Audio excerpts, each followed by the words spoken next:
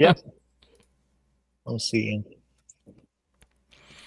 All right, so we are going live, and we are live. Hey, Judd's up. Should ask him if he wants to be on. Judd, you want to be on the stream? Or Sam, any of y'all. Hey, you guys. It is crap. It's Saturday.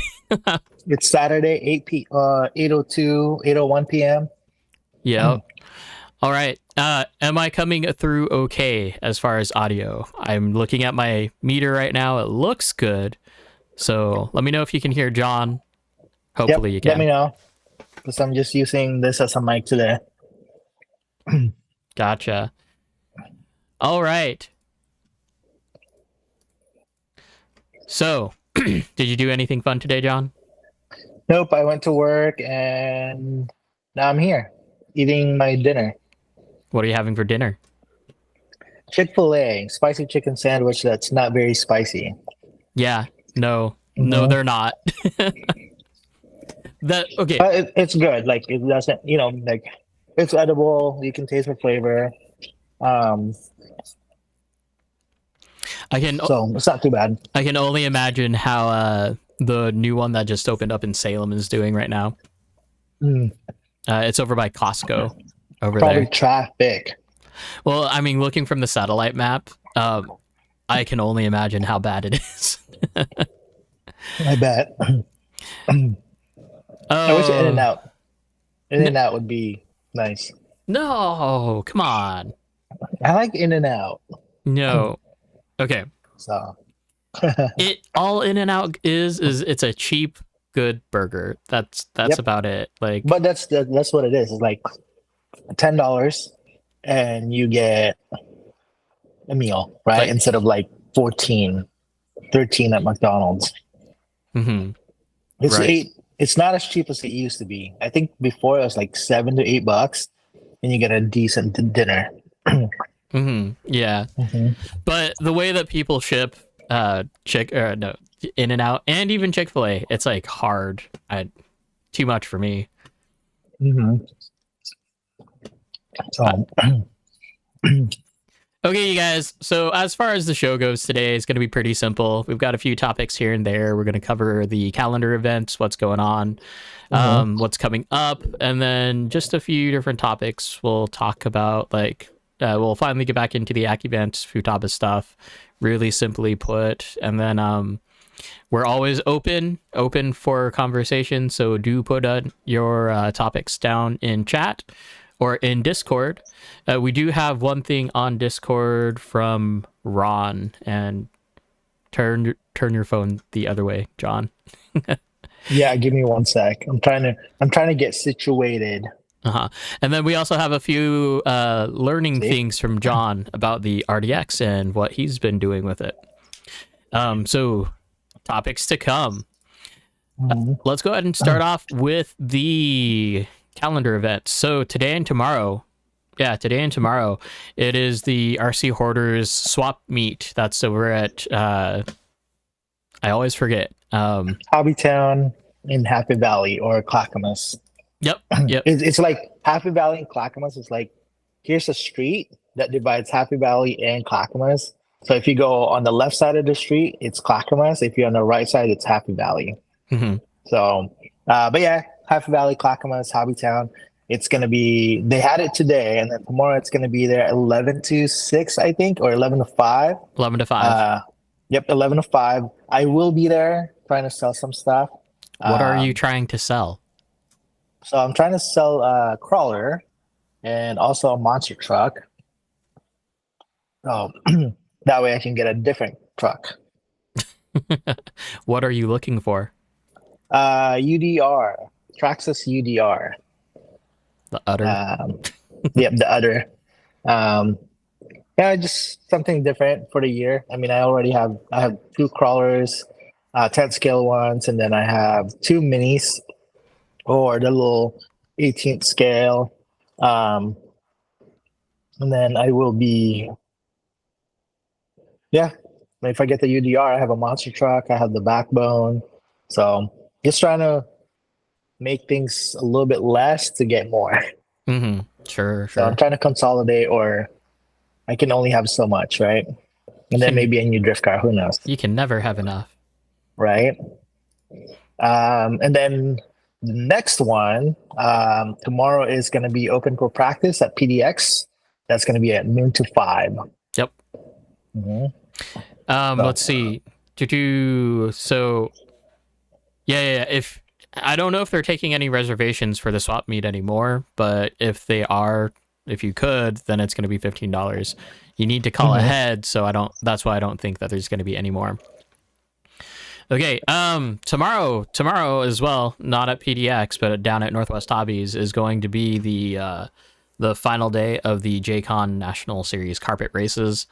Um, oh, wait, did I say final? The final day of the JCon Yep, the race. It's final day. it's Yep. not like the final of the series. It's just the Hmm. final day. So a lot of big people are over there today, doing their thing. So it's pretty cool to see.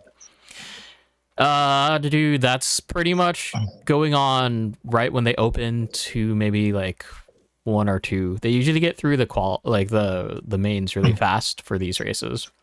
Hmm. Moving on, round number 3 for the Oregon Super Drift Series for qualifying for Super G and whatnot. That's round 3. It's July 9th. And same idea, it's going to be held at Northwest Hobbies.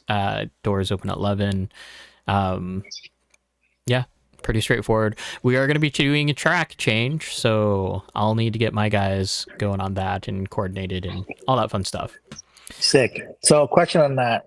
Round 3, is it going to be a new track? We're going to do a track change. Hell yeah. I, Okay. Also, is it going to be P-tile or concrete? it's going to be outside. Asphalt. I just So, do you decided like no, tires? it's no, it's gonna be inside. It's gonna be same old track, well, same old surface, not same old track. Um, Are we doing DRAs for spec tire or DRPs? DRCs. I'm kidding. Like, I just, what are you I'm just talking making it about? up.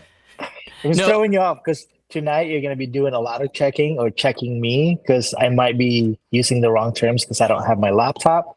I'm literally just on my iPhone today. And since I'm trying to watch where I'm looking at, and if I tilt my phone, it gets all wonky. So yeah, you're pretty fine. much you're I'll gonna be doing a lot of checking. I'll talk you through it. It'll be easy. It's fine. Um, Cool. but yeah. So round 3, if you're there, cool. If not, the idea is that we're gonna try to make it at least round 3 and round 4 for these next tracks, and then round 5 we'll do another switch around.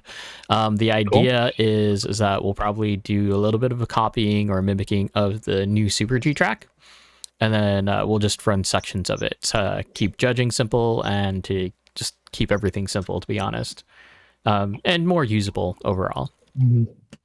Um, there is an entry fee this time around because it is at Northwest, so same standard $10 entry fee.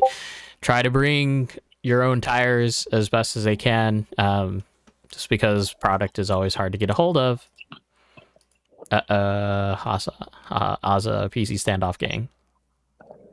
Oh yes, yeah. Discord. I'm a part of that brass standoff game, very much so. Nice. um, okay.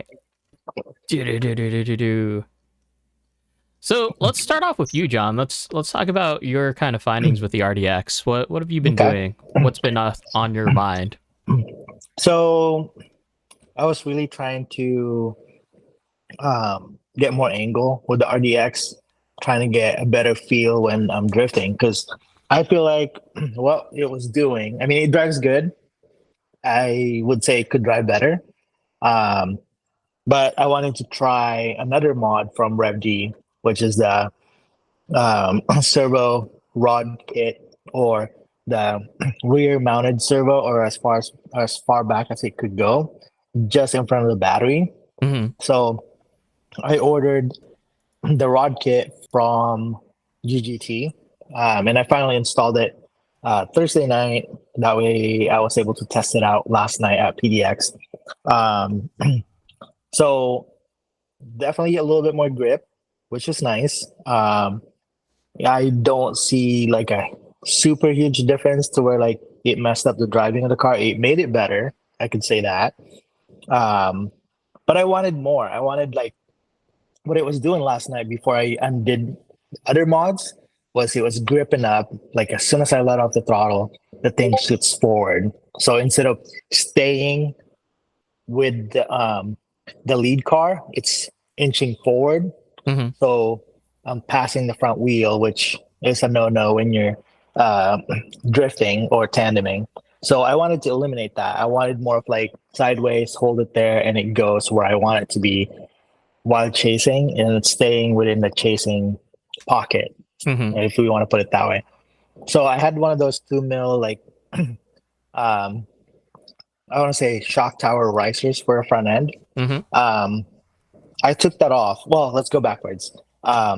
First thing I did was we like when I got it, we added a pro squat, a Hmm. 1 mil like little spacer behind the rear, the very far back toe blocks. So I Hmm. took that off because before I think I added it on because I wanted more grip, but since the servo is there now a little bit more back, I was getting more grip that I originally wanted without it there. So I took off the pro squat, kind of made the rear end slightly looser, but not to where it's bad. Hmm. Um, but I wanted more. I wanted more angle. I wanted to like just go into pocket, stay on that angle, even if I'm letting off throttle. Um, I took off that shock tower riser on the front, Hmm. and that kind of made it drive like how the GGT cars drive, or the California guys tune. Hmm. At least for the ones that I've driven, like Sean's car that was tuned from GGT, and then James's car that really likes to just get into that angle and stay in that pocket. I got a little bit more front end hop, um, which was it was kind of like what I was going for, hoping to mimic what James had on his car. But with my driving, it's a little different with the motor and my pinion gear. It wasn't allowing me to hop as much as some other people do. But yeah, so I ended 2 mods and added one, and it's driving pretty well and it stays in pocket. Um, I did no, because I was there. Preloads, basically, I lessened the preload on the front end just a little bit because before I had it to where it's just barely touching, so the spring stays in place or it doesn't have slop. Because originally it was all the way up and the springs is literally just, or the whole shock is just sitting on the springs. So when it fully extends out, the spring moves out of place sometimes. Hmm. Mhm. So just those things. Like I said, it's doing better traction wise. Angle is better. I can stay in like the pocket more instead of like inching forward. Hmm. So that's what I noticed, anyways. What are your thoughts on that?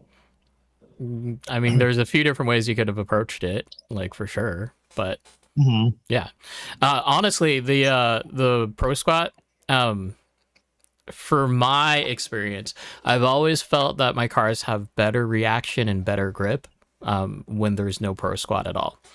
Um, when there is a significant amount of pro squat, then it kind of keeps the chassis angled back a little bit better. Or like when the chassis looks level, your arms are still not level, so that's Hmm. why like it's keeping your rear end loaded up a little bit better. Hmm. Also, as far as like holding the angle, because of the way that the RDX shock tower is on the rear, you could have just added some spacers to the top, and that would have loosened Hmm. it up a little bit. Or if you had adjustable turnbuckles, uh, lessen the camber just a bit. Yeah, but see, that's one of the reasons why I did the RDX because you don't have to mess with all that. But I wanted to see where I can take the RDX if I can get it close to how James's drive because I feel like I don't know. It's something different, right? Because we've always driven the way it was, and I tuned my car the way it was tuned like 5 years ago or 2 years ago, Hmm. even. I just wanted something different. I wanted to see if I could make it work, um, like how those Kali cars drive. Mhm. So, Yeah. but yeah, I like it, and I'm hoping to do a little bit more suspension tuning eventually, as far as like rebuilding my shocks and whatnot. Hmm. So, What are you going to try next as far as your shocks? I think I'm gonna try a different set of shocks. Instead of drilling that. Well, I'm gonna order some factory uh, pistons if I can, Hmm. or if I can find them. And then I think I'm gonna try and drill out the shock pistons to 8 holes instead of 4, and see if I like it. Because I know we've done other ones from the YD2 with the big bore shocks, but Well, I want to try this one. James's pistons are drilled, right? Yes. And they're not like just drilled with a small drill bit. Yes. They're drilled with like what the smallest that comes in like your standard size. I think it's like Drill 1 kit. mil or something like that, or It's- 1.6, It's or maybe 2. 1/16 of an inch. Mm. Wait, we can find out. Oh, you have notes? Oh, you have a set. No, because I asked him about it, and he was like, well, I asked him, it was like, so did you drill it out to like 1.4 or 1.3, whatever? Mhm. No, he was like, no, it's just the smallest bit that you can find in your standard drill kit, Mm. which means 1.56 is the bore of this DeWalt Cobalt drill bit. Which honestly, that's not too far from where I'm at. Like, Mhm. some of my holes are 1.4. Mm. Takahiro, like his build kit, when we were just talking about like Yokomo big bores, that kind of thing.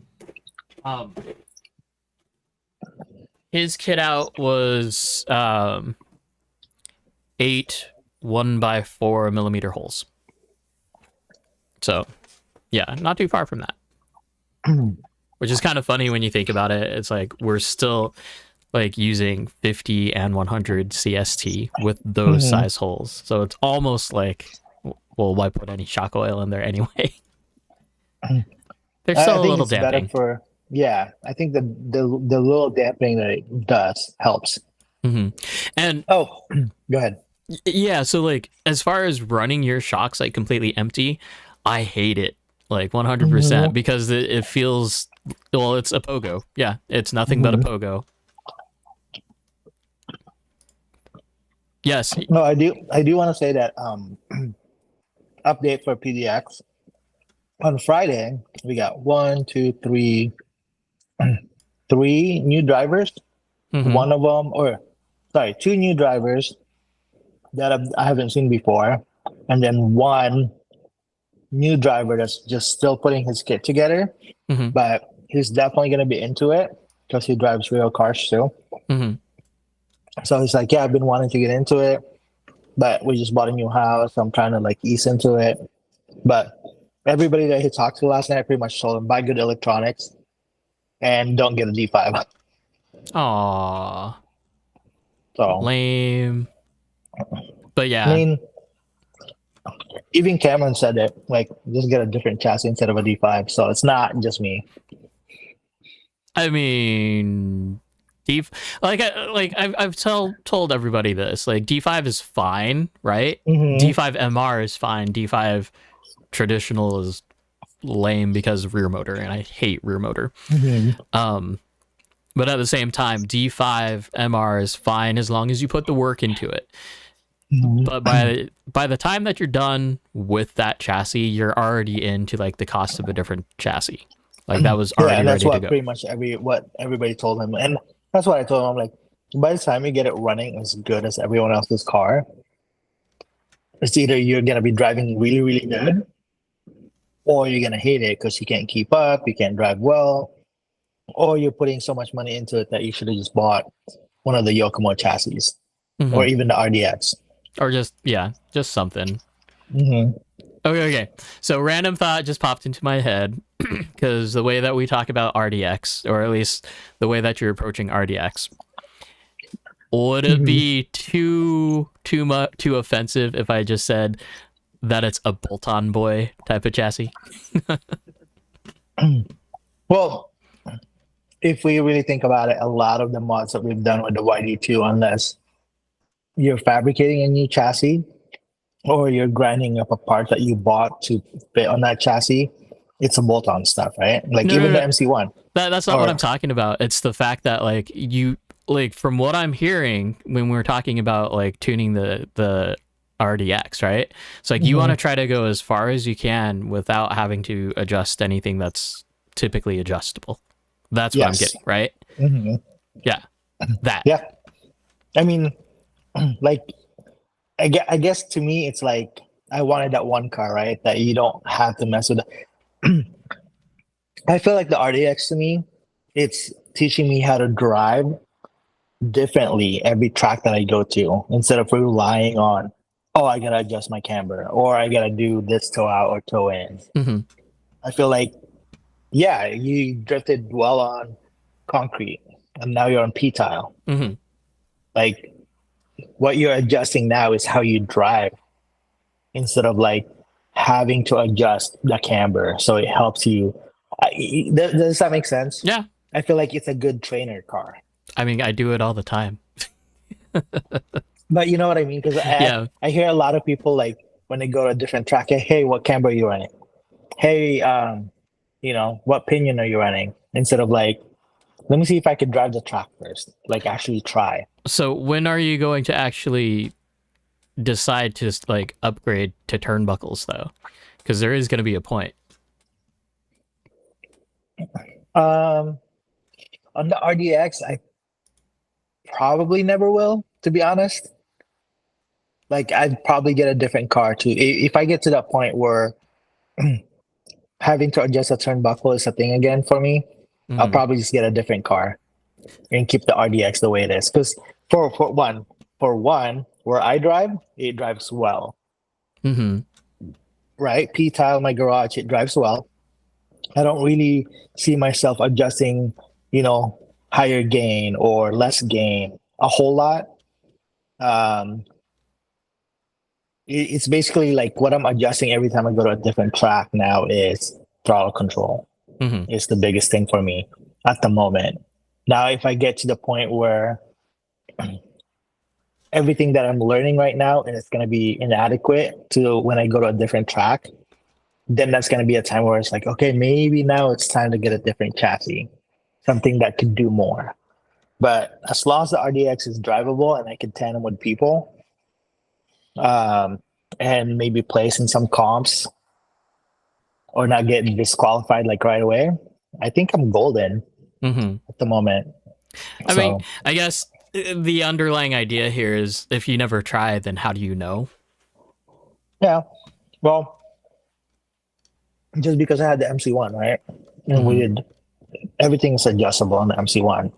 And every other car. But yeah. But I've been there. Like I've tried the turnbuckles, I've done this, I've done that. I've done the different see the rear hubs, different knuckles, different belt crank versus slide rack over and over again. To where we started with if you have a belt crank, you wanted the slide rack. And then that YD2 slide rack went onto the MC1 because that's a conversion. And then all of a sudden it's like, oh, hey, Rev D belt crank, it's out. So we went back to belt crank, and then now we have DDS, direct drive steering system. So yeah, it works. Like I liked it on the Mini Shark that I kind of Frankenstein, but at the same time, it's like the belt crank works. You realize that putting the DDS on your Mini Shark is the actual right move, right? I mean, yeah, like it's not a bad thing, right? Like it works.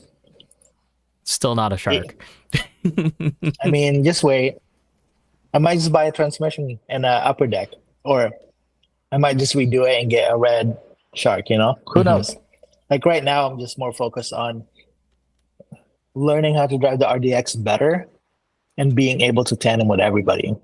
I do think that speaks like absolute volume as far as like the whole point and purpose of the RDX, because the RDX wasn't just supposed to be like the chassis that just came out, right?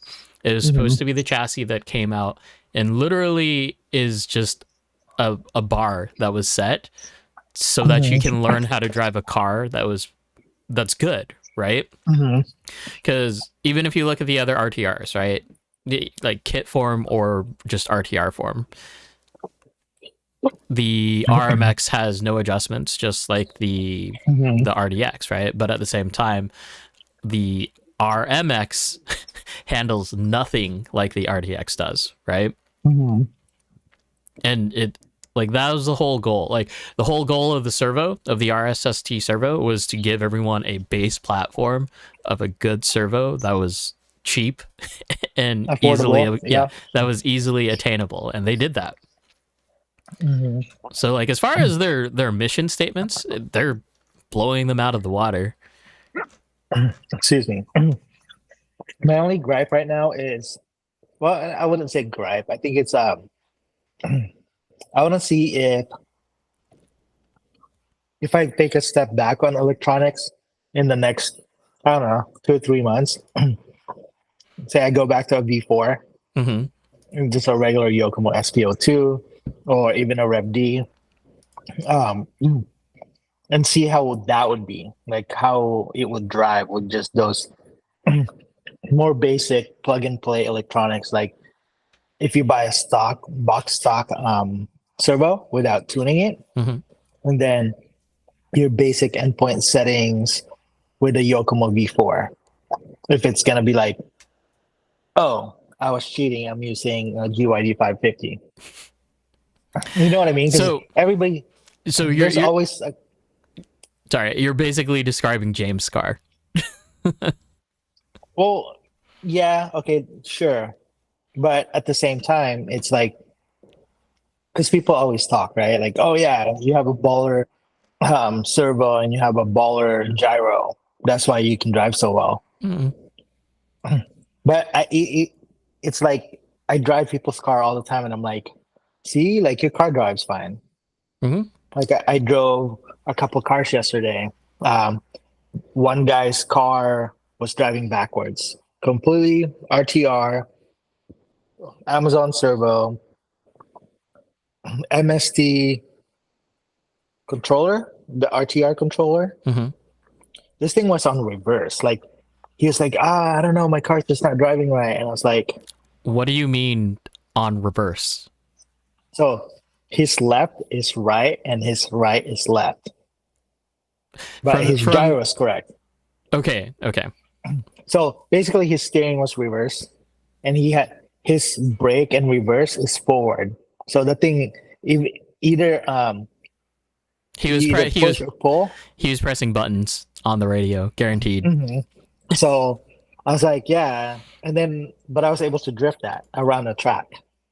Like, yeah, it was in the beginner track, but still it was like just a basic C track or kidney bean or whatever you want to call it.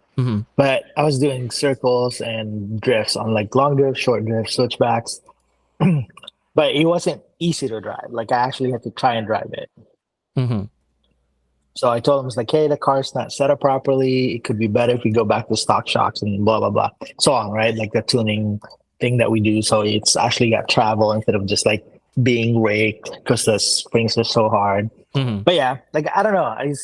I think it's just more of a challenge because I know I can drive, but now I want to see if I can get far with just learning how to drive the RDX better. I don't know.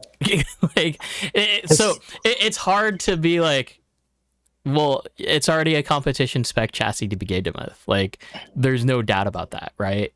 So it's not like you put your tune on the chassis. It's like you use your own flavor, right? Yeah. But like, it's as stock as it, for the most part, is.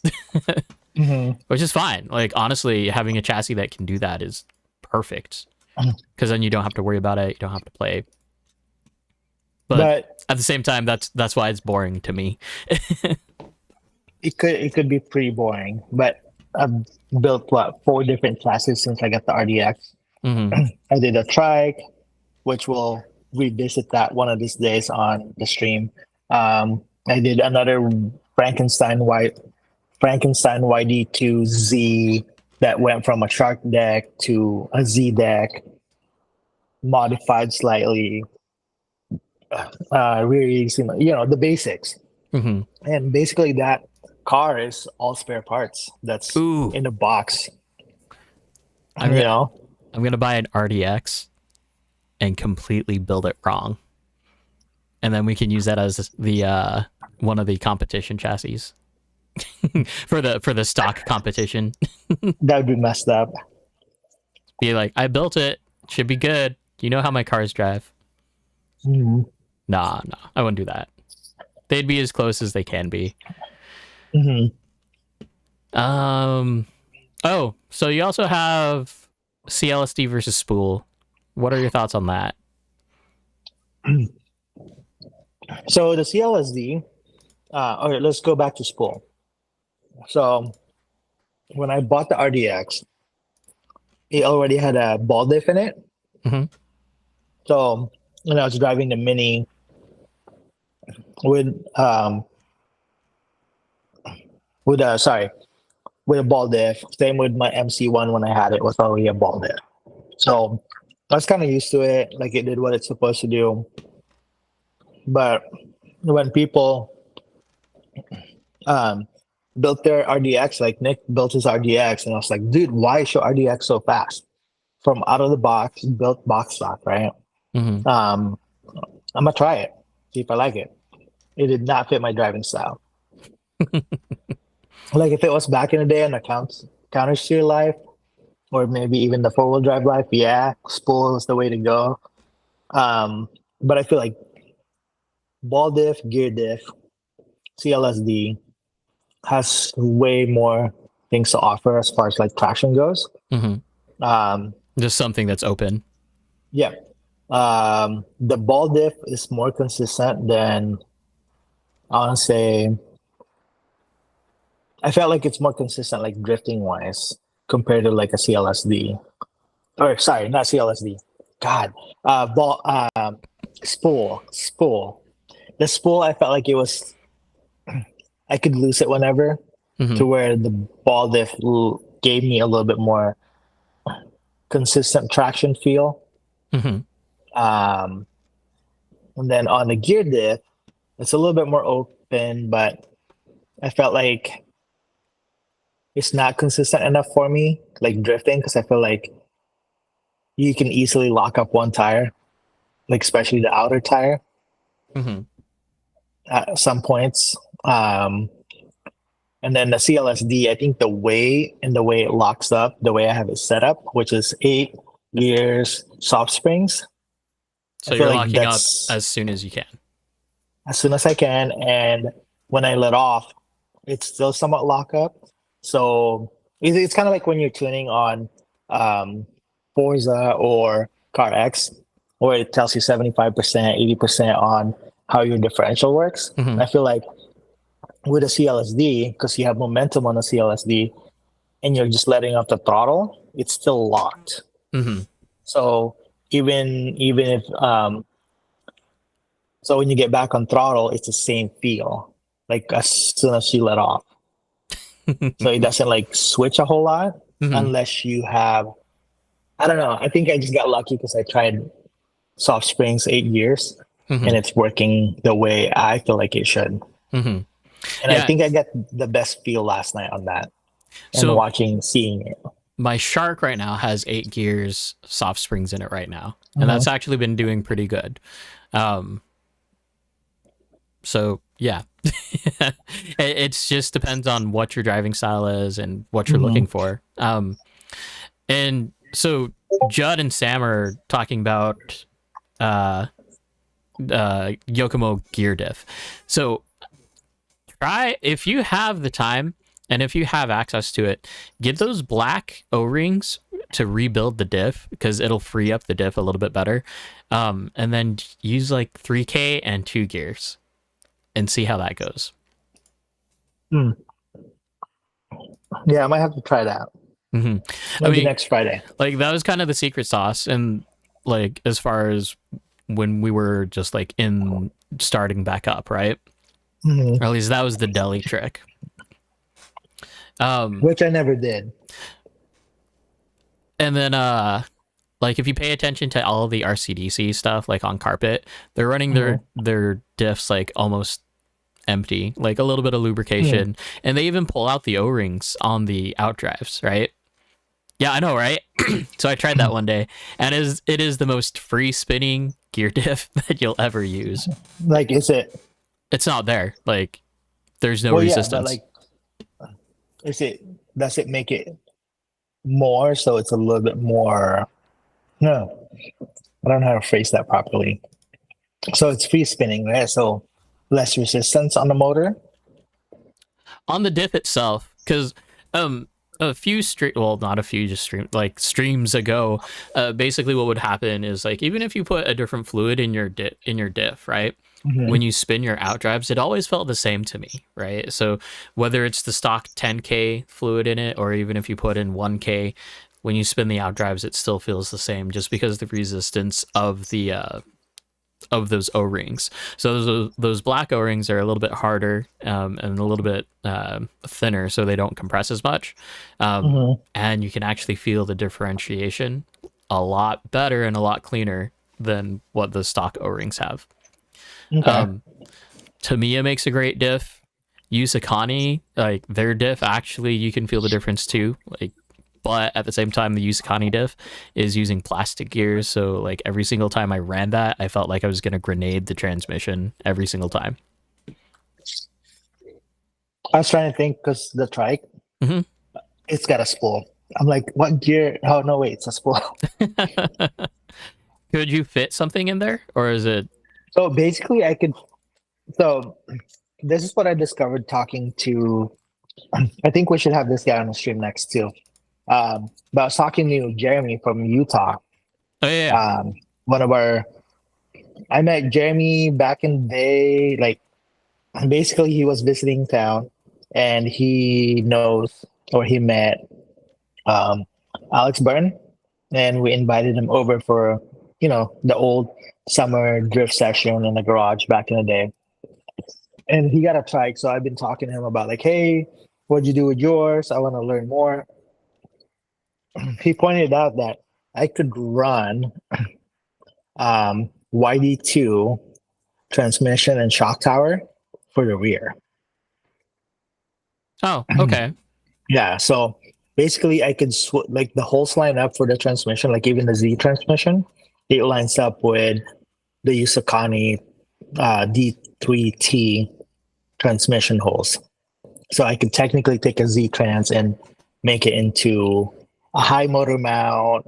Like I don't know, it's that chassis is probably going to be more of like just a fun toy Hmm. chassis to where hey, I'm bored drifting the RDX, so I'm gonna drift a trike.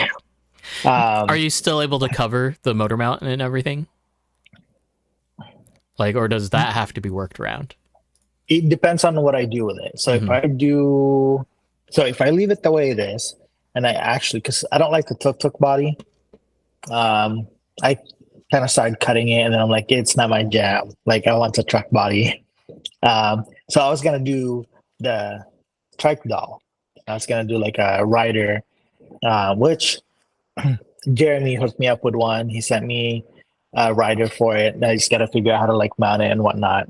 Hmm. Um, so we'll see how that one goes. I'm probably gonna do that unless I find, well, even if I find a truck body for it, like the truck body, I'll still run like the doll here and there and switch back and forth. Like I Right. said, it'd just be a fun toy. Who knows? I might even turn it into like a super short wheelbase, like go kart style. It's already And short. well, but you know what I mean. Like if I can put on a front end where I can put like just half the body and like a steering wheel and make it look like a go kart. So it's like one of those TikTok drift go karts. Hmm. That'd be kind of cool. Like little wheels on the front, big wheels on the back. So, Oh, but Momo's I'm getting Huh? Momo just said that he's going to be a part of the RDX gang. Nice. He finally ordered one. I don't know. But his Dude, this post is says, weird because I can't see the chat, and I'm like, ah, he says, I'm likely getting on the RDX gang nice. soon. So that means that he is. Oh no, he needs to come out and drive more then. Yeah. Like actually go out and drive. Hmm. But I understand some of us have families and responsibilities at home, and that doesn't allow us to like play all the time. Mm-hmm. I just get lucky because I have the liberty to go play when I feel like it most of the time. Mm-hmm. So, Okay. hmm. So. Um, Oh, I want to bring it up. How was the track at Northwest today? that was good. Cameron was there, Mitch was there, Mike Cruz was there. Was anyone else there? No, it was just us. So Alex didn't come out. No, I thought he was gonna go. I think he's going tomorrow. Okay. Like from what I got from the other chat, it seemed like there was people just going tomorrow, which will be good. Which will be fun. Okay. Cool. Yeah, so it should be good. It should be busy. Yeah. Which you will not be there. Nope. You have prior engagements Yeah. or things to do. Well, better things to do. Wow.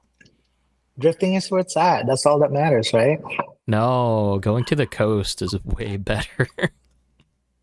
I thought about that too, but I figured I should probably go to HT and get some stuff sold for future purchases. Very, very, very funny thing though. When we were planning our hotel stay, like the days that we were going to the coast, I never realized it. I checked on a whim for when the Lincoln City Kite Festival is. So that just so happened to land on today and tomorrow. So we're going to go cool. hang out at Lincoln City and then do some Well, shopping. that might be fun. No, it will be fun. It will be fun. On their website, it says one of the facts is like, can I fly my kite there? It's like, no, you Really? can't. It's like, it's a festival, right? Like they're signing like professional flyers so they can do. So during that, it's during an actual event. Because Yeah. I've always been able to fly kites at the beach. Just Well, yeah, not right. during the event. Yeah. Yeah, like So I'm like, wait, you can totally fly that. yeah, Hang on. not during the event. Let's see if I can share this here. Maybe. Oh, I may have something to share too later. Okay. Hold on. Let me. I guess I should have brought the car in. So I could have been like, oh yeah, this is the RDX. Here's the servo thing. Let me do a window capture. Which one? So on the iPhone, my Uh-huh. camera is on this side. Right? Uh-huh. But if I look at that, it looks like I'm looking to the side instead of Well, to you. So I'm like, that's weird. right. So people are posting in Roast My Rig right now. Yeah. And it's kind of funny. I don't know how he does it. I don't know how Jakes does this, y'all. But he is like breaking wheels left and right. Like, He drives hard. I'm like, not that hard. But clearly he was running outside on this, just looking at the tires. So Did he break another one? yeah, or at least this is a picture They of him did have breaking. a garage session last night too.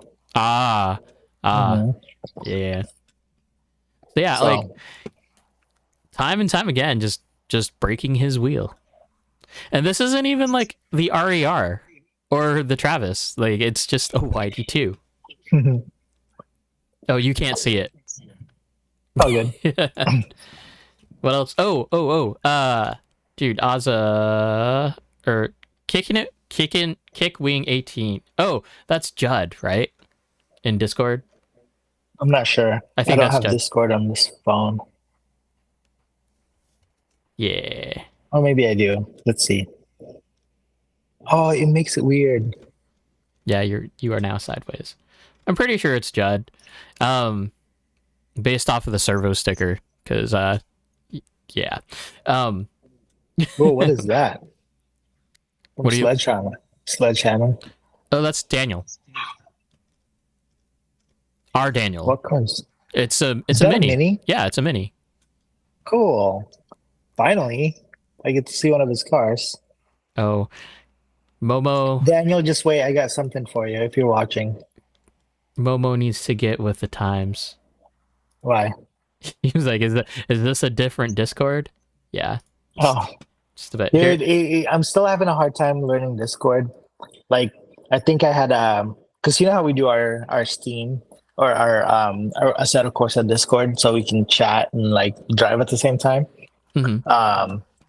So the other night, I was able to use my AirPods Pro and Discord with the CarX guys, Nick, Marcus, and Charlie, and Judd, and Austin. So that's cool. I was like, oh, sick! I'm learning how to use it. I mean, it's been a thing. I know, but who uses Discord? Not this guy. That's your own fault. And like, Yeah, I don't even use it that much. right. Okay.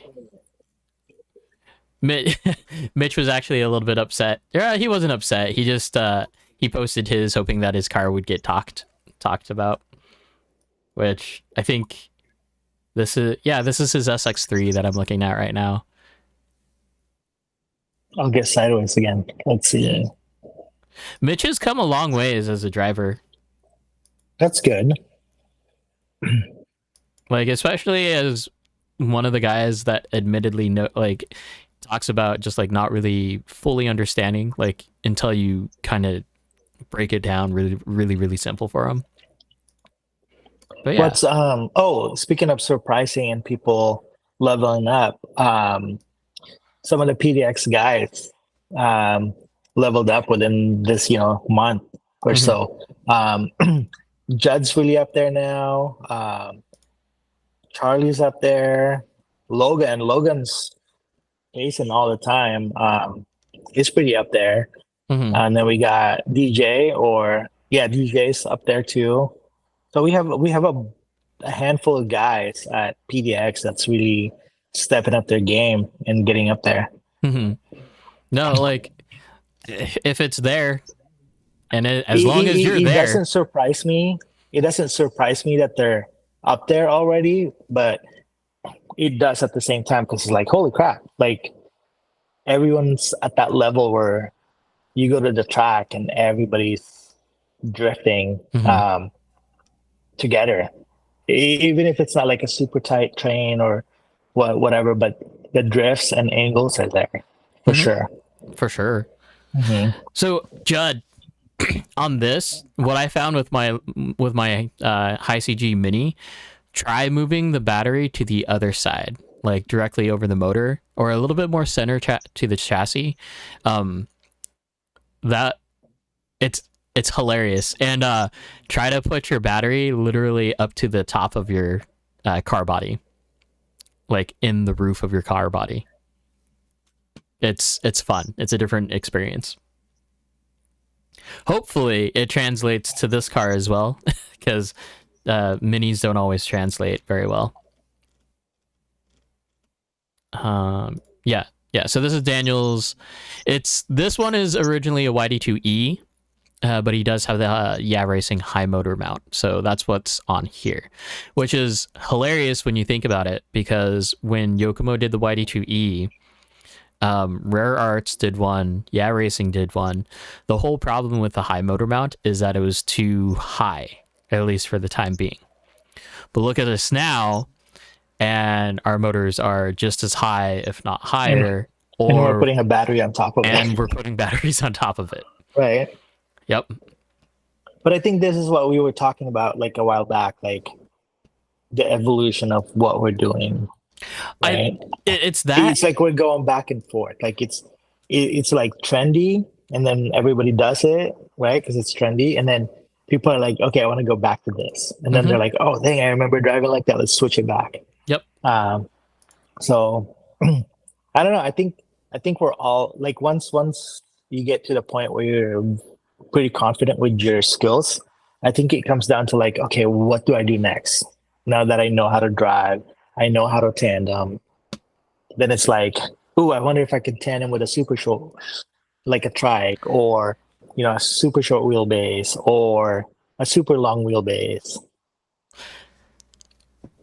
Who is the last fart bender? I have no clue. It's a Black Shark Acuvant setup. Sam? Oh no, that's Charlie. Oh, it's Charlie. Yeah, it's Charlie. Okay. So Oh, small little thing here that you can see. Let's see if I can make it. I mean, okay. So this little purple piece right here, if you can see it, yeah. Anyway, if you can see it, that's a little ESC mount specifically made for the Shark. So it actually mounts in line with like where the transmission mates perpendicularly to that piece of aluminum, and it just moves it like enough so that you have to use the next holes forward on the aluminum brace. But that's it. Like, and then you have a nice little ESC mount that you can put there. nice. Charlie, how did you come up with the last fart bender? And if you're a fart bender, does that just mean that you're an airbender? I mean, it is gas. Or a methane bender? Something to that effect. Okay. So coming back to topics and ideas, not that, but in the general chat, actually. So Ron Legend basically posted this. Oh, cool. It's What? It's just on screen. Momo's in there now. Oh, Momo's in there too. But it says, I'm a little puzzled. My buddy got an SD1 and I got the SD1 LTS. His kit came with a one-piece slide rack and the LTS came with a bell crank style. Beside the obvious difference, what's the pros and cons? I mean, it comes back to the whole idea of just like what is like it is just the basic difference between a bell crank and a slide rack, right? Mm-hmm. So my feelings between the two is that a bell crank is going to be more tunable than a slide rack is. The slide rack is going to be more locked into place. Like technically it takes out a little bit of slop. But like it's very fixed, right? There's not very much that you can do to tune it. Whereas bell crank, you have the Rev D1, which slants you at a 3-degree angle, as well as you can put on a longer servo horn or a shorter servo horn. With the Yokomo slide rack, you can't do that because you have to use their servo horn because of the way the servo is mounted. So there is that. Are there any pros or cons? No. Like both of them are solid. You just got to know how to work them. Yes, I agree with that one. Especially for like the standard Yokomo bell crank, because of the way that they mount. Because they haven't changed this yet, right? So camera. They're both flat, right? So each side of the swing arm is flat. So your ball stud points straight up. So the only way that you can adjust your Ackerman is by like moving it forward or back or in or out on that plane of screw spots, right? Whereas the Rev D1, it's flat. It's like the slide rack, so they're pointing out, and then you just adjust by washers, right, to move the ball forward and back, and that's how you adjust Ackerman. Or if you want to be like a cool kid, you just get a Shark DDS. Or the Yusukani, where Yusukani is just 2 screws, Shark DDS is 2 screws, and you just move it forward and backwards to get your Ackerman set right. What were you going to say, John? Oh, I was going to say, if you're talking about the older slide rack too, with the carbon fiber pieces, or the sorry, not the carbon fiber pieces, the bearings. They tend to come loose here and there, so you're tuning that too, or having to retighten it. So I feel like the bell crank is more locked into place because it doesn't come loose. Bell Like- crank has inherently more slop, though. There's that. I mean, there's that, but I'd rather have a little slop versus like the bearing coming loose and thinking that your gyro's messed up or your steering's messed up. Now, I do say slop, but at the same time, I am one that has never replaced my original ball ends. Like, I don't feel like you should. Like some people are like replacing it like every 6 months, and I'm like, unless you're taking it apart all the time, I don't think there's a point. Unless like I am taking my car apart all the time, believe me. But at the same time, I don't feel that it's necessary. Like, yeah, my car is tight enough. It handles. It does the thing. It drifts, right? And I can keep up. So there's that.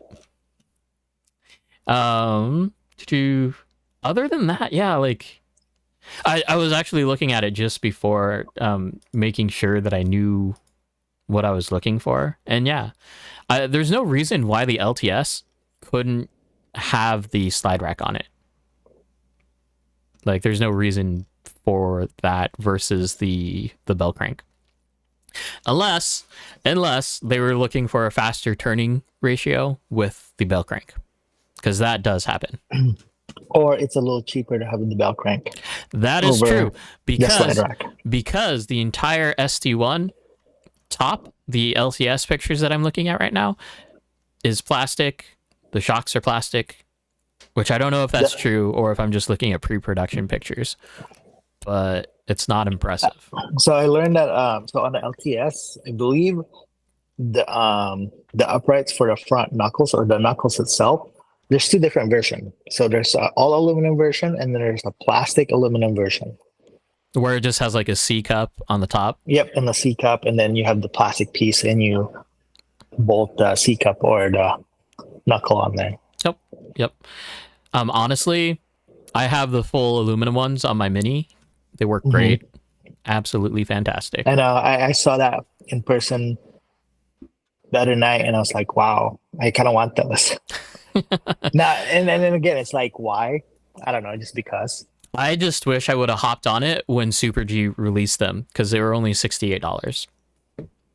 I believe GGT has them. For 98.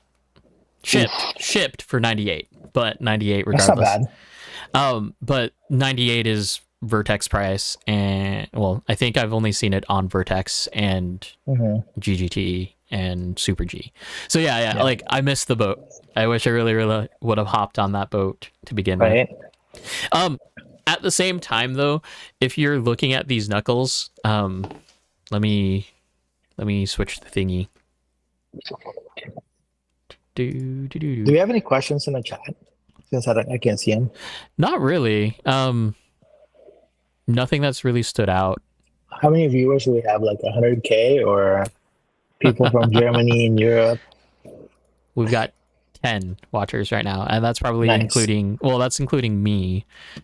So however you want to. Yeah, hit the like button for me since I can't. Yeah, I guess I'm pretty bad at that. Like and subscribe, hit the like button, all that. Okay, so if you're looking, okay, Busted. I have. Wait, no, it wasn't Busted. It was who's the guy from Corpus Christi? I haven't heard from Steve. I think his name is Steve.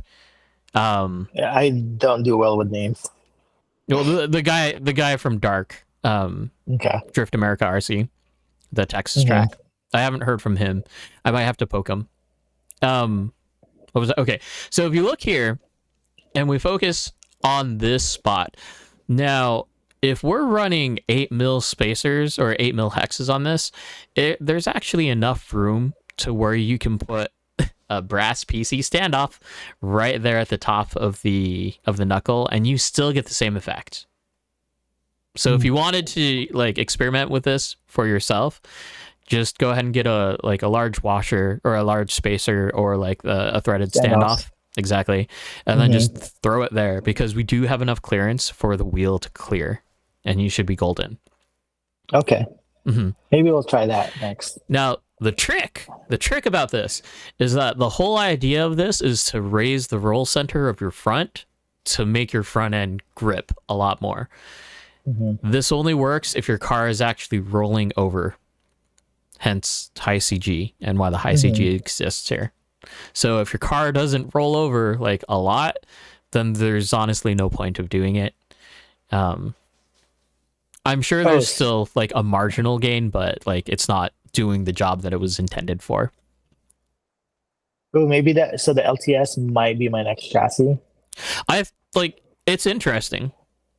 Like, because we can drive cars, like most of us that drifts locally within our area, we can all drive, right? Like, some are better, some are faster, some are better at leading in tandem. But the LTS intrigues me because one of the local drivers that I've known for a while, he has an LTS, and I got to drive it. I can drive it, but I feel like something's missing. So it's not how I feel like it should be driving. I mean, LTS characteristic, yes, like we are hybrid, right? But I think it could be better. Well, I mean, so even that without buying parts, right? But like even that thought of high CG chassis and how we think they should drive or how they do drive. Like, think of the MC1, right? The reason, well, at Northwest, right? No, actually, no, at P-Tile, right?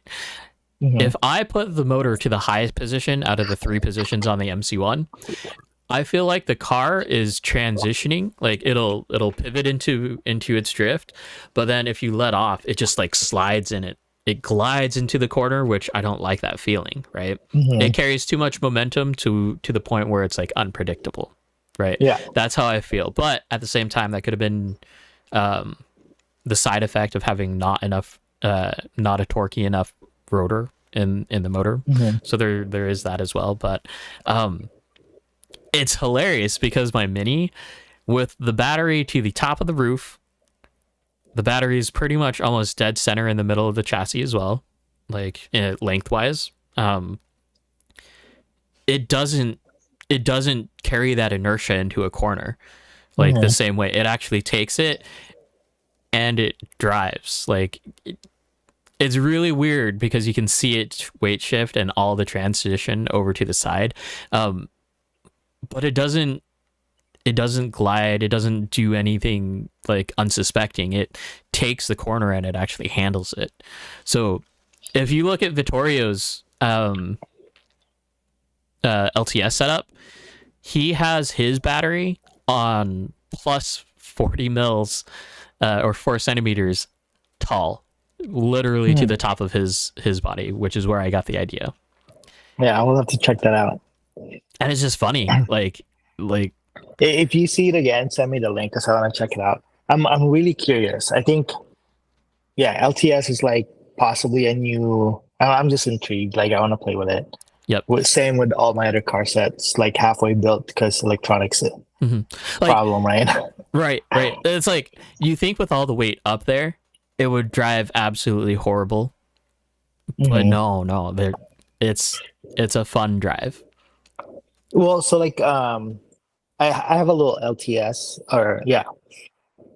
but it's not as pronounced like yours is, because with your battery, like with my Mini Shark ish, with the WPL D12 body, the front end is so heavy that you can literally see it. Like if this was the top of the car and this is the front, you can see the chassis roll.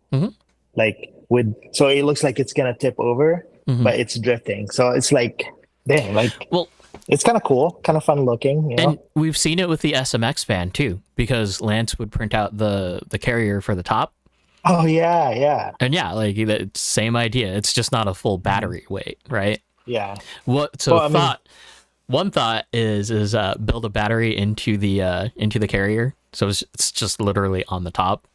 right. Have like wires passing through. That'd be funny. Yeah, I kind of want to have all my bodies with chassis. Like definitely the SMX, the Trike for sure, the Mini Shark because it's got the WPL body, the RDX with like whatever BMW body I put on it, and then I want to have like an S15 of some sort, Hmm. and like they all have chassis and they all run. Oh, and the Trike doll. Hmm. So that's a goal I think for 2024 is have more cars that's actually like plug in a battery and go instead of like let me remove give me like an hour and remove all the electronics put it on a different car. So I'm at the point with my wrap up mini or the high CG mini, right? Where it's like I want to put like better electronics in it because it's got like an old Orion R10 ESC with the Mhm. silver can Orion motor. And man, it just drives like I want it to right now. So it's like, So don't change it. yeah. But it's like, It's one of those, ugh. right? um anyway, anyway, Cameron's asking in chat because he forgot to apparently ask. He ordered a GOM. So he's asking what motor Big and ESC. mistake. What motor, ESC, and servo should he go with the GOM? Hobby Wing, or AccuVance? Accuvance. It's the same price. Like, well, It's okay, cheaper. n- it's a little cheaper depending on which model No, or which line of D10 you it go with. ESC for ESC, it's Accuvance cheaper. or Accuvance. Except for the XX, right? That's the only exception. But both Because rad it's 220, it's 220, 185, 240. 185 So, okay, yeah. So 185 for the Accuvance Rad from plus the Super V. fan, plus the fan. Not not plus the fan. The fan is $40. Yeah, So that's so where your 210 is. you are about 220, Hmm. same as D10. But I would go Accuvance, especially now that he's got a Futaba. I'd go Hmm. Accuvance, no questions asked. Like, why look back on the D10 when the Accuvance is I feel like the Accuvance is a far more superior setup compared to D10, with the exception of you have to have an S bus to tune with your radio. I mean, but it's the same thing, right? Because if you go Hobby Wing, you buy a You have to program buy card the or or the the Bluetooth Wi-Fi. adapter. Yeah. Mhm. So it's like, And but like if like that's what I'm saying. Like if you have a Futaba radio like he does, Mhm. why go D10 when you could just go Accuvance and call it good? I mean, I've done this bit so many times. It's like, We do it why, every week. why do you want to try to connect with your phone, making sure Mhm. that it connects to your phone, having to Yep. like read the thing and then try to program it, and then you have to put it back into real time logging before you can drive your car again. Oh, so since we're on the topic, right, of like electronics and whatnot, what's really cool last night is you know how someone asked a question like, why would I spend that much money on a radio? Mhm. The cool thing is everybody at the track last night had Futaba radios except for like, the newer people. Mhm. And the one new guy that's potentially gonna be buying a bunch of stuff, he drove Cameron's car. Mhm. And he's like, dude, this is like the move right away from the radio. And it's just cool because what we talk about and what I see at the track is what we just said. Mhm. Futaba radio, Accurant stuff, RDX, It doesn't driving mean styling. it doesn't mean that it's right or wrong. It's our preference 100% of the way. But we've Yeah, experienced exactly. it But both it's sides, cool to right? see that it's cool to see that it's happening at the local scene. Mhm. It's not like, you have a guy that's like, no, I drive better than you guys with my piece of crap electronics. I mean, yeah, there's one guy, but no one cares. So Well, I need the I, meme. I need the meme face. um, yeah. it's just cool that everybody's like, when we say things, it's like we have a whole group that backs us. And Mhm. like, oh yeah, we did this and it way better, way better, way better. I mean, So yeah, peer pressure does work 100% of the way. sometimes, I mean, like, don't get me wrong. I know more now that I'd probably like, oh, okay, this guy's driving it with this, with this, with this. Like, I would probably do the same thing. Chris, he's not talking about you. No, but like back then, I would have been like, dude, Spectrum all day long, you know, because that's all I know. And then everybody's like, watch this. And Dude, no, like that was it, right? Because it was like I Mhm, had a Spectrum DX3C or whatever it was, right? mhm. I thought I was cool because I finally had 3 channels to play around with, and it had like the little Oh, click it's got a scroll. screen. It's got a digital screen. Yeah, yeah. I'm like, oh my gosh, this is so cool. And then I got into Sanwa. Never had any problems with Sanwa, ever. Mhm, Then I got into Futaba. Had radio problems with the 4PM, and then upgraded to the 7PX, and now it's fine. So mhm. Sanwa's been the only like carefree option, but at the same Yeah. time, Futaba's it's just the convenience of it. You can't beat it. I'll be honest, dude. Like, if things didn't happen back in 2020, and my M17 didn't get jacked, Mhm. I'd probably be still driving with the M17. Yeah, I can see that. I'm too cheap to buy like some Well, I mean, radios. $600 radio to a $600 radio, like But you know what I mean? Like, since I already have it, I probably wouldn't buy another one. You know what I mean? yeah, 100%. Because Like, if I didn't sell the 7PXR, I would have never bought the 10. like out of all things, like in this hobby, Mhm. right?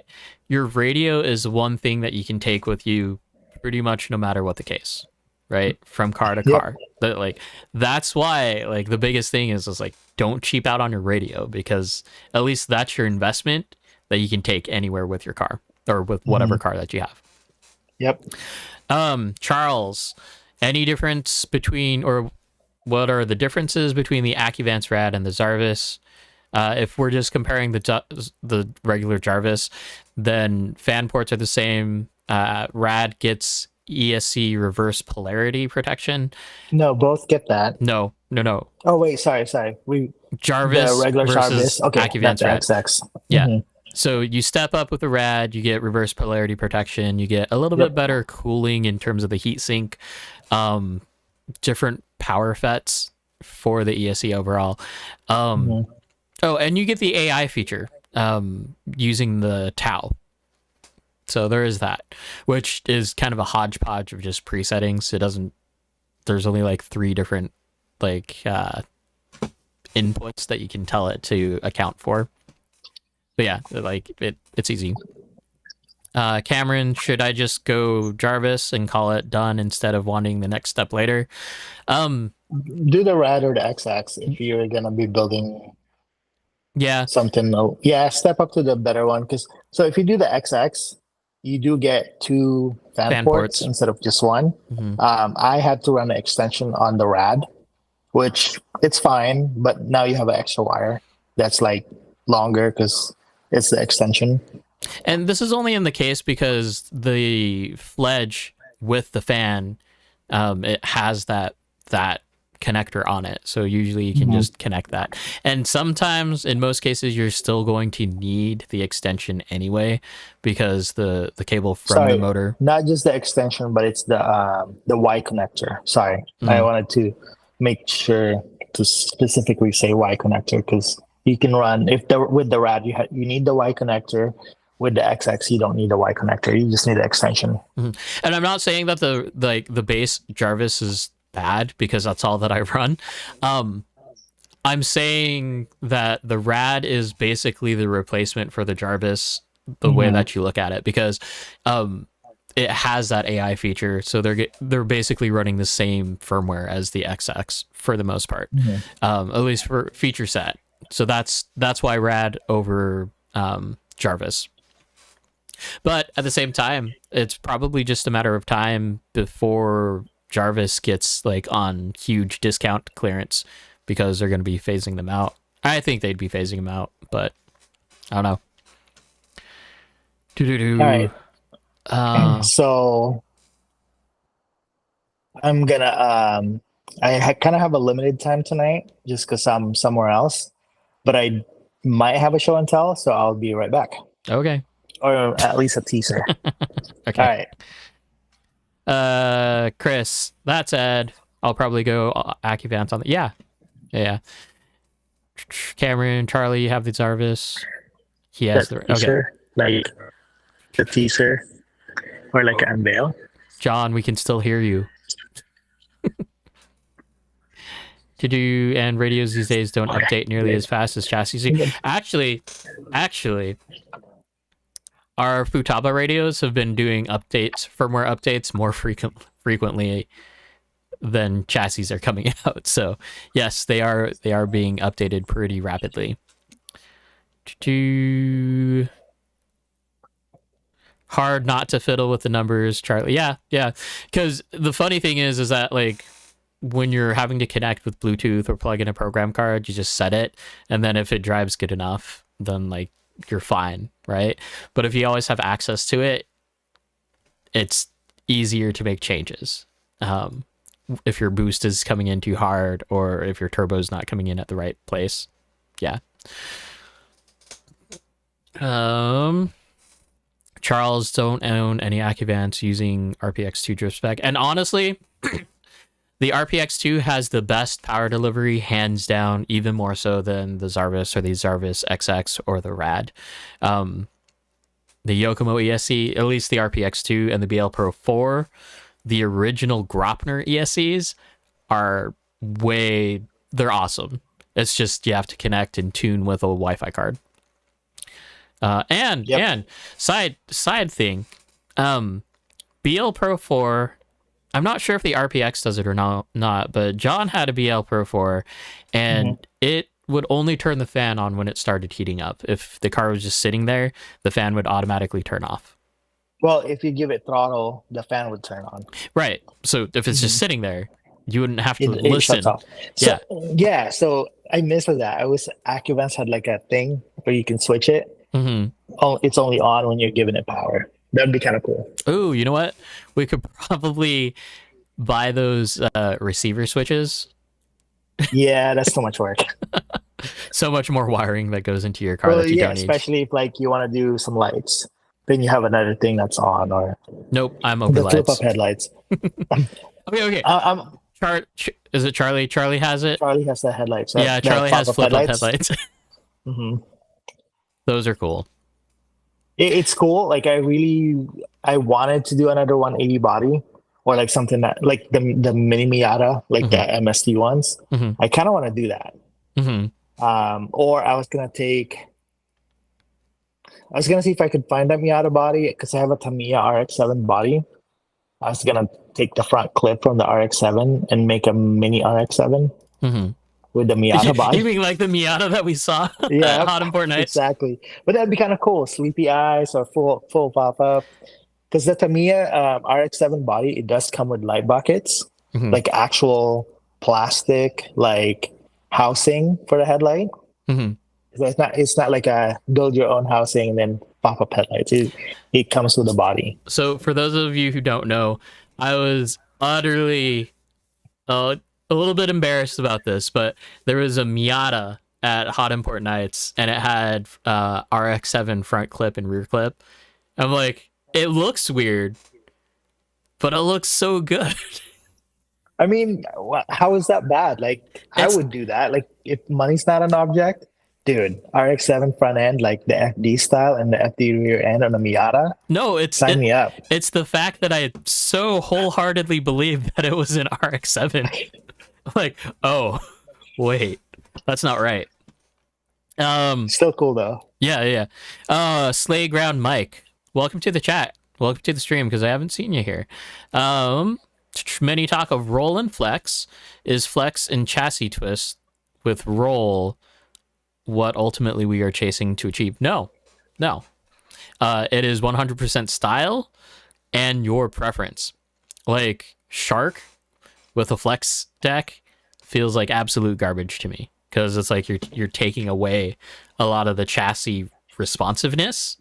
However, at the same time, my RMXD, my original RMXD, put a flex deck on that, and that thing is magical. So like it comes down to what the overall chassis feel is, and sometimes unfortunately, like you just have to buy into the gimmick or the tuning option to be able to like test it out. That's the unfortunate part.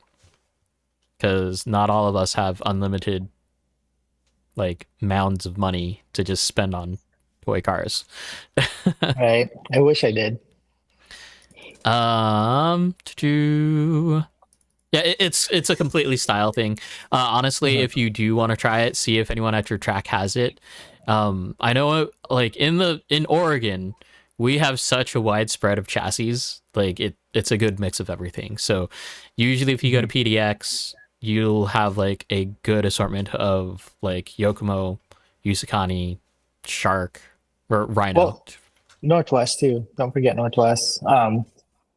That's where we see most of the wide range because you like to experiment. A few of the other Midnight Suns guys have multiple different types of chassis. I have 3 or 2 that's running. 3, if you want to count the trike, that's not no electronics right now.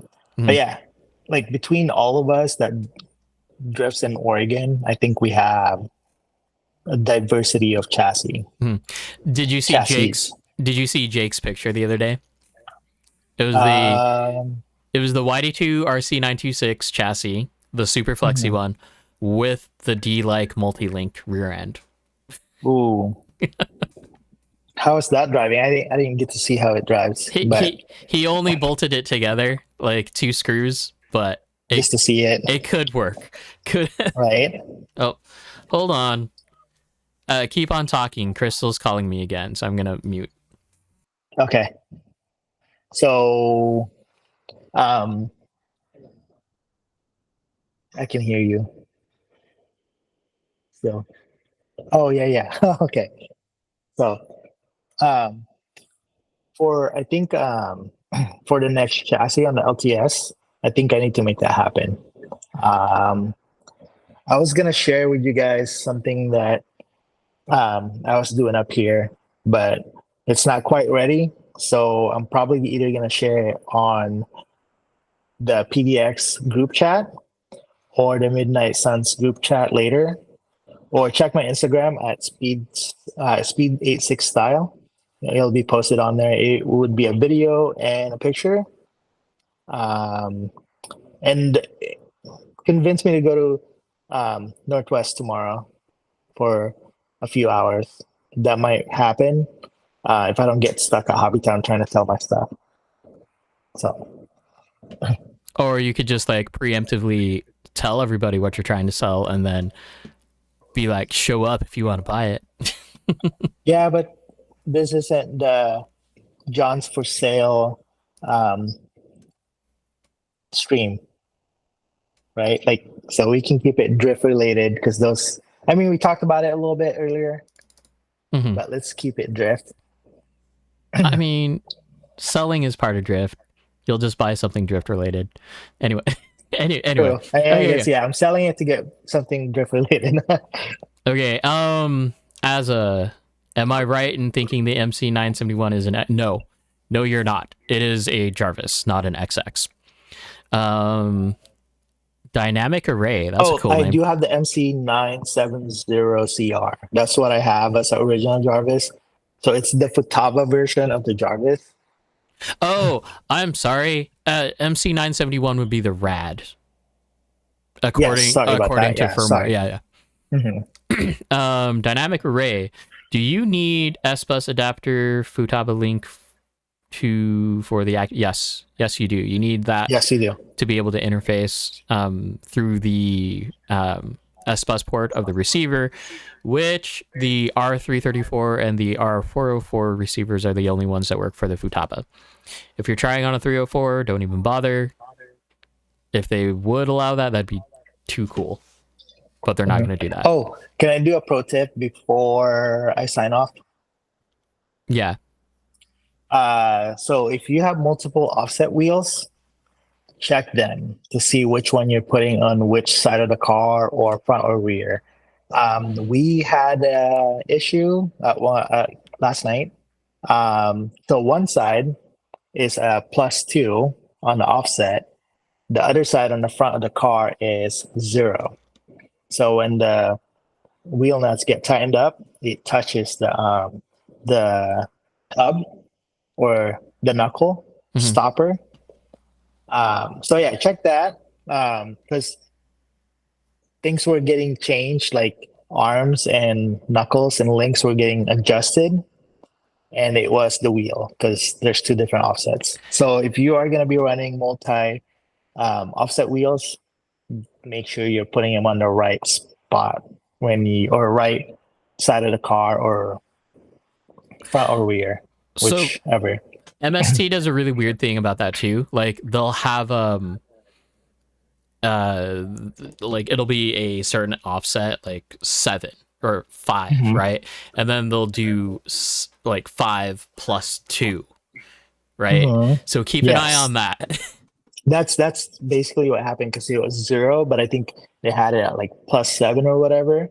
But 1 0, like the actual wheel or the face of the wheel is 0. Mhm. So the offset made it closer to one side of the car and it's touching. So yeah, just check that next time. Other random fact about that. Mitch actually brought this up to me. So if we're thinking about the Yokomo fronts, the lower fronts, the plastic ones, Mhm. like we know that there are 2 different sizes for the rears. Mhm. There is a short and a long version of the fronts. I never knew that, but there is a short and a long version of the front lowers. Wait, are we talking about the insert? No, we're talking about the actual The actual plastic arm. piece Oh, that you put the metal piece in, like to I adjust. might have to check that now. Yeah, like See, I didn't know that. like he So- looked at me as if I was crazy for not believing him, and then he showed me. I'm like, oh, well, dang. Wow. Okay. So yeah, So I'll have to check that. I do think though that it came from a farther generation back because like he has a YD2 plus. Now, do they look the same? They look exactly the same. One is just physically shorter. I have to check one of my cars now because remember how we're like one's like weird and the other one's like, maybe how much is the difference though?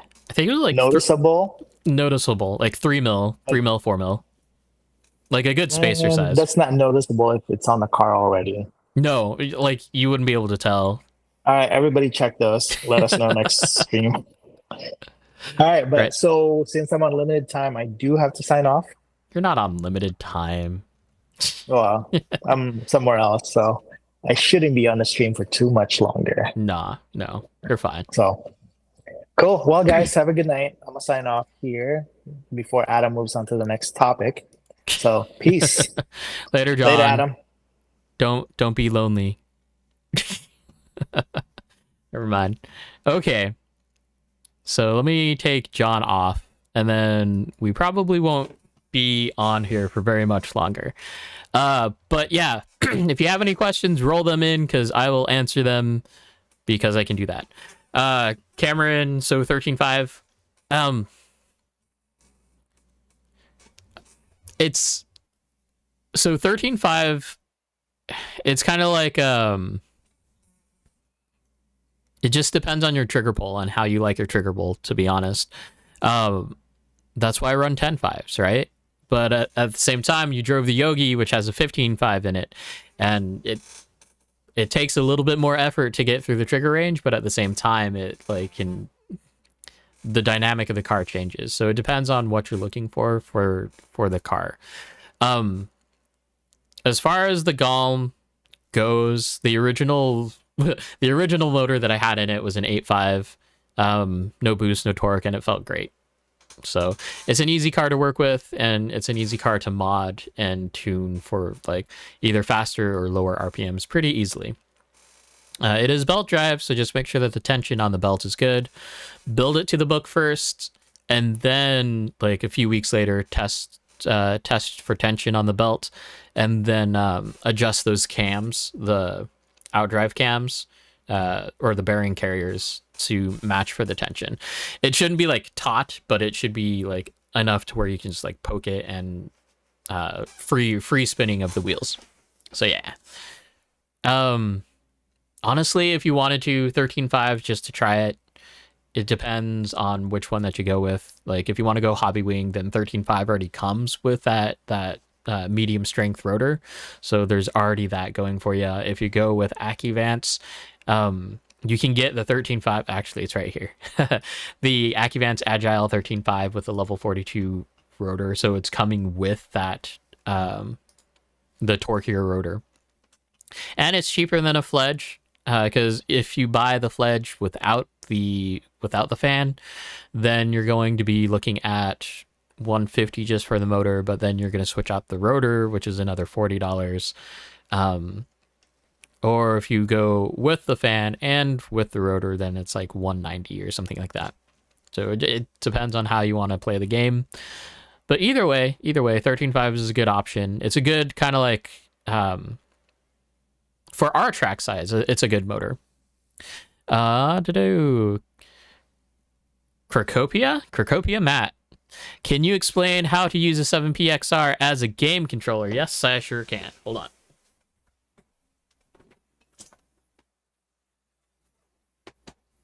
Okay.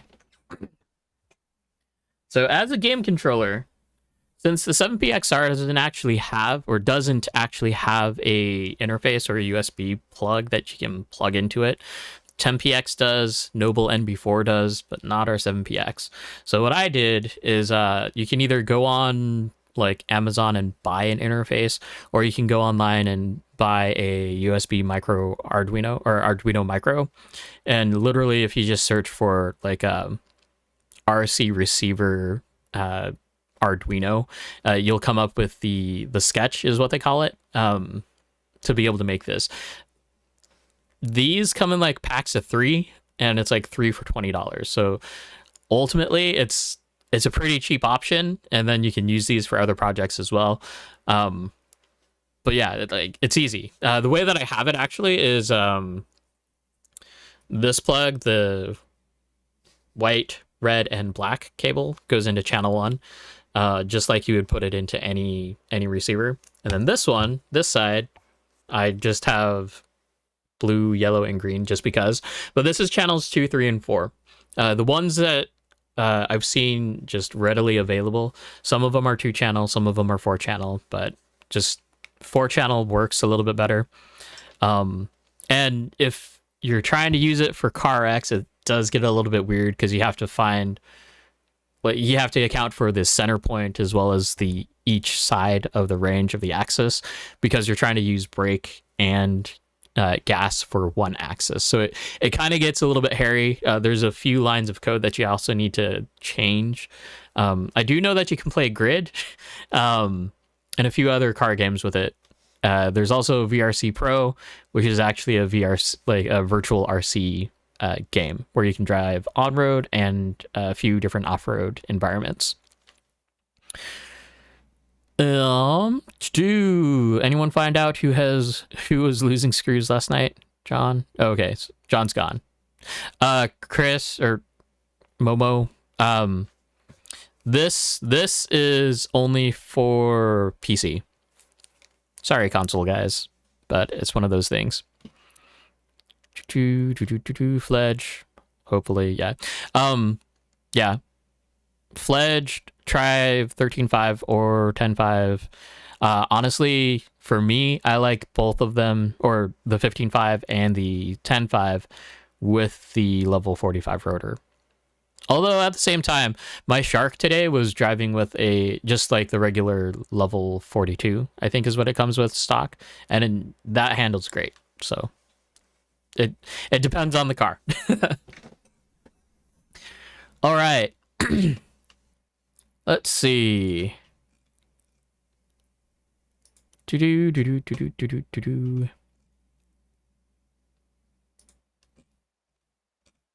I say that I'm going to talk about like Futaba stuff, AccuVance stuff, like actually like how to set the endpoints, but like every single time I'll get a video out, I promise. And I think I'm gonna do like shorts, so YouTube shorts on it, just to make it like really quick bullet style videos that are like an easy 2 or 3 minute watch that gets the job done.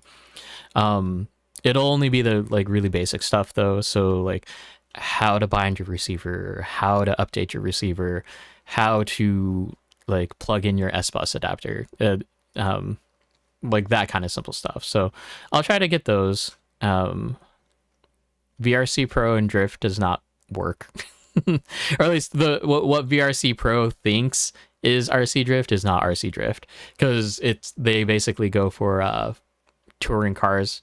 So it's 4-wheel drive drift, power sliding, whatever you want to call it.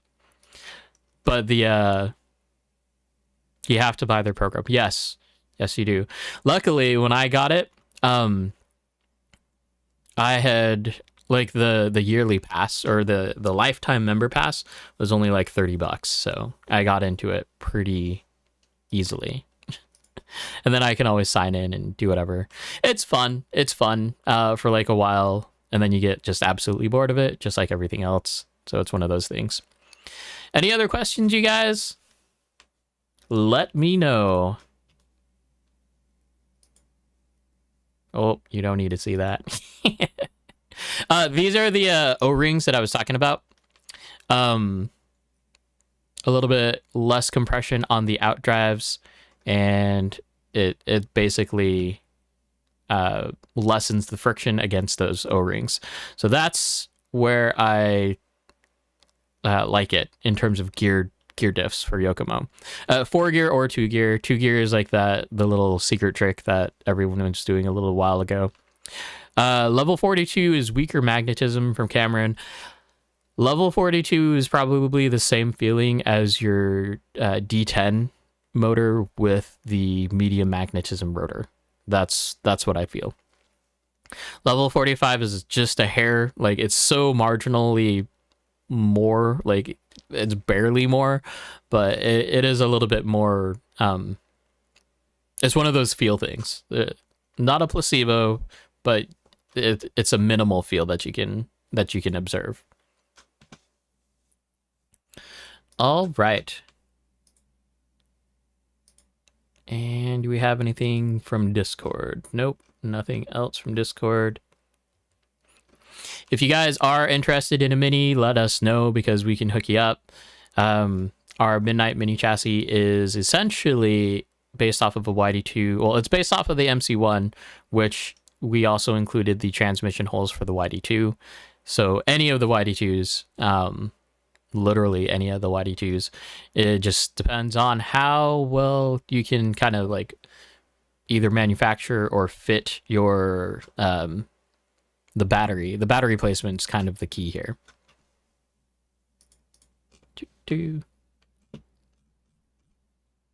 All right, and just to recap, we've got the round 3 coming up on July 9th. Yeah, I just used a free reader practice off-road. Yep. I just heard a sound that I've never heard before, and I don't know where that came from. Oh, I can leave that. It was the Google chat, or Google Meet. Okay, you guys, ending it a little bit earlier. I know it's a bummer, but I ran out of things to talk about. Do post your chats or like your topic ideas. Thank you guys for those that are doing that right now into the Discord. It really helps me figure out things to talk about and like keep this a little bit more at length. So if people want to join in later, then they can. Sounds like a lot of people are going to be showing up at Northwest. Again, PDX is going to be open 12 to 5 tomorrow.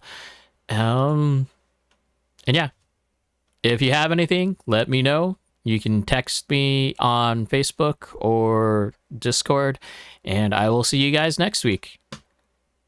Cameron, yes, torque over RPM is my feeling, but again, different chassis make motors feel differently, but not like Yokomo torque motor. More like the torque rotor that you have in your D10. That amount of torque, not not anything more. Maybe a little more, not too much more. Okay, you guys have a good evening. Later.